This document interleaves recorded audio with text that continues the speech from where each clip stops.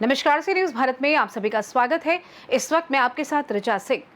ऐसे ही पत्नी को अर्धांगिनी नहीं कहा जाता, उसके पीछे बेइंतहा प्रेम, लगाव और समर्पण मुख्य आधार हैं जो दंपतियों को जोड़े रखता है। और यही लगाव अपने प्रीतम के वियोग में कभी कभी शब्दों में भी पिरो दिया जाता है।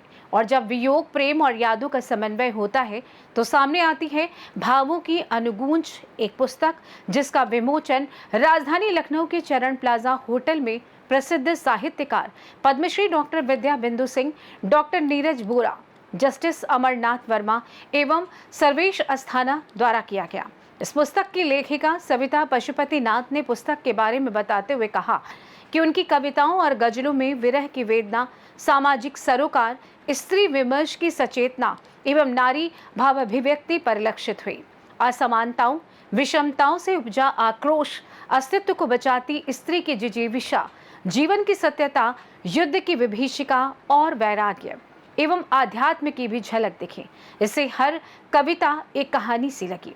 कार्यक्रम के आरंभ में शिक्षाविद यंत्र कृष्णा ने लेखिका के परिचय के साथ स्वर्गीय पशुपति नाथ सिंह के साथ बिताए दिनों को भी याद किया।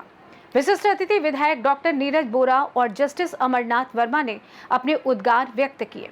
कार्यक्रम के मुख्य वक्ता के रूप में इस्माइल मैन के नाम से प्रसिद्ध सर्वेश अस्थाना ने अपने संबोधन में उक्त पुस्तक पर विस्तार पूर्वक प्रकाश डाला तथा लेखिका की अनेक कविताओं पर उनकी संवेदनशीलता पर अपने विचार रखे। इस मौके पर पूर्व महापौर संयुक्ता भाटिया द्वारा इस पुस्तक को जमकर सराहा गया। कार्यक्रम की अध्यक्षता कर रही प्रसिद्ध साहित्यकार पद्मश्री डॉक्टर विद्या बिंदु सिंह ने अपनी ओजस्वी वाणी एवं भावों की संप्रेषणीयता द्वारा समारोह को भव्यता व गरिमा प्रदान की। इस अवसर पर हर घर एक पेड़ के अभियान के तहत समस्त अतिथियों को एक एक पौधा प्रदान किया गया। कार्यक्रम में शहर के प्रतिष्ठित यूपी सैनिक स्कूल के प्रथम बैच के स्वर्गीय पशुपति नाथ सिंह के सहपाठी, ब्रिटिश इंडिया एसोसिएशन के पदाधिकारी, केपी ट्रस्ट प्रयागराज के पदाधिकारी, गोदरेज एंड ब्यायर्स के भूतपूर्व अधिकारी एवं लॉयंस क्लब के सदस्यों ने भाग लिया। इस कार्यक्रम में धन्यवाद प्रस्ताव राष्ट्रीय पुरस्कार प्राप्त डॉक्टर अशोक कुमार शर्मा द्वारा किया गया।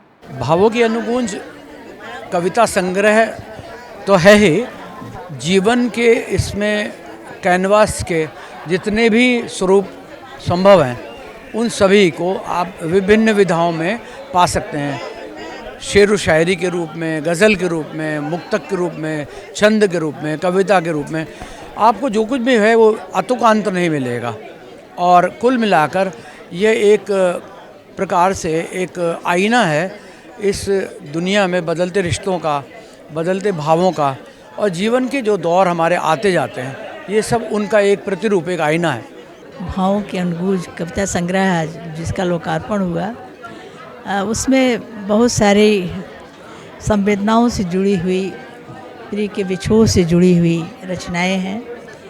और एक सांत्वना भी है कि जो चला गया है उसकी स्मृति में उसको संजोए रखना है और पीड़ा को बाँचते हुए पीड़ा को सहने की शक्ति कविताएं देती हैं।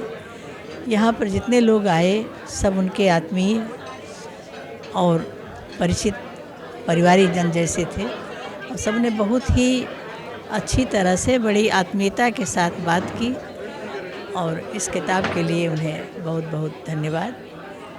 इसकी इसी तरह निरंतर उनकी सर्जना चलती रहे, यही प्रभु से प्रार्थना है। देखिए, किताबें बहुत लिखी जाती हैं, लेकिन ये किताब इसलिए विशेष है कि ये एक पत्नी के द्वारा अपने पति को समर्पित है। उसके संपूर्ण जीवन के साथ जो उसकी अनुभूतियाँ रहीं उनको विभिन्न रूपों में, विभिन्न ढंग से उन्होंने कविता में अभिव्यक्त किया है। और इसमें गज़ल भी है, इसमें कविता भी है, इसमें नई कविता भी है, नवगीत भी है। सारी विधाएं जो कविता की हो सकती हैं वो सरिता जी ने की हैं। ये एक अच्छी और भावपूर्ण किताब ये है। आज मेरा ये पहला प्रयास था सविता पशुपति नाथ के नाम से, और भावों की अनुगूंज ये हमने इसका नाम रखा पुस्तक का। आज इसका विमोचन यहाँ पे कराया। मेरे पति की आज 76th जयंती है। वो मुझे 3.5 साल पहले छोड़ के चले गए थे, तो उसके बाद जीवन में बड़ी एकाकीपन हो गया था और वैराग्य परेशानियाँ, चिंताएं, तो उससे निकलने का एक केवल यही तरीका था। मेरे पति कहते थे कि न दैन्यम न पलायनम, न दीनता दिखाओ न पलायन करो, कुछ काम करो समाज के लिए। तो समाज सेवा से तो मैं पिछले 40 सालों से जुड़ी हुई थी, लेकिन लेखन के क्षेत्र में पहली बार उतरी और इस पुस्तक के माध्यम से मैंने कुछ आज यहाँ पे समाज को समर्पित करने का प्रयास किया है। आज के समारोह में डॉक्टर विद्या बिंदु सिंह जी हम लोगों के हमारे कार्यक्रम की अध्यक्षता कर रही थी और बहुत ही अच्छे प्रसिद्ध कवि सर्वेश अस्थाना जी, जो इस्माइल मैन के नाम से फेमस हैं, वो भी यहाँ पर थे। जस्टिस अमरनाथ वर्मा जी थे, डॉक्टर अशोक शर्मा जी थे और प्रसिद्ध शिक्षाविद जयंत कृष्णा जी थे। पूर्व महापौर श्रीमती संयुक्ता भाटिया जी भी हम लोगों के मध्य में थी। मेरा संदेश बस यही है कि जो भी व्यक्ति, पुरुष या महिला, अगर कभी इस विछोह से गुजरती है तो उसको हिम्मत नहीं हारनी चाहिए और कुछ समाज के लिए, अपने लिए कुछ करते रहना चाहिए, कि किसी के जाने से जीवन समाप्त नहीं होता, बल्कि वो हमारे हमेशा पास ही रहते हैं और उनकी प्रेरणा हम लोगों को लेनी चाहिए, उसी से आगे बढ़ना चाहिए।